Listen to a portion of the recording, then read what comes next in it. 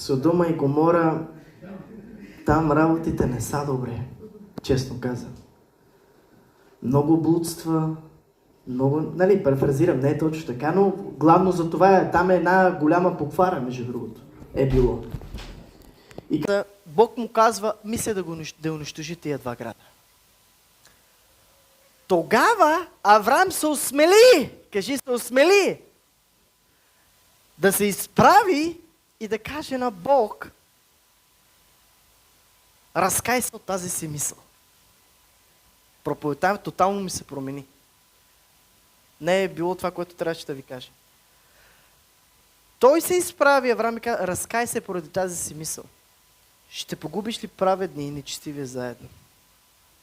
Разбира се, нали знаете, че Бог знае всичко, знае как ще протече целият разговор. Той знае даже какво ще се случи в бъдещето.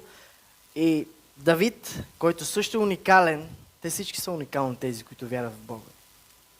Има ли уникални хора тук, които вярват в Бога? Отдайте само на Бога, ако вярвате, че са уникални. Някой който ще каже, аз съм малко с наднормено тегло, може би не съм толкова уникален. Напротив, точно си уникален в тези... как да кажа? С тези манзини.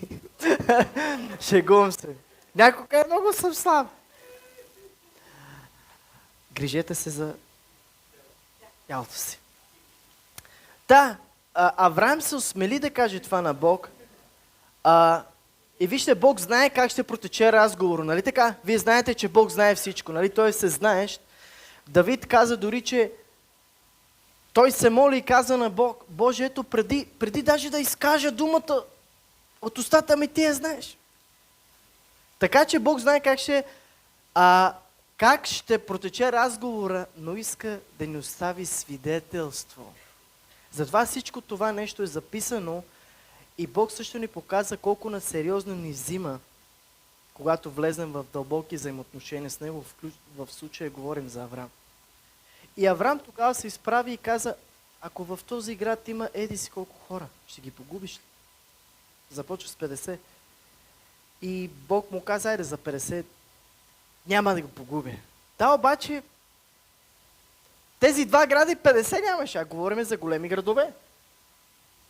Авраам вече снижава бройката. Стигна на 40, стига на 20 и стигна вече на 10. Но истината е, че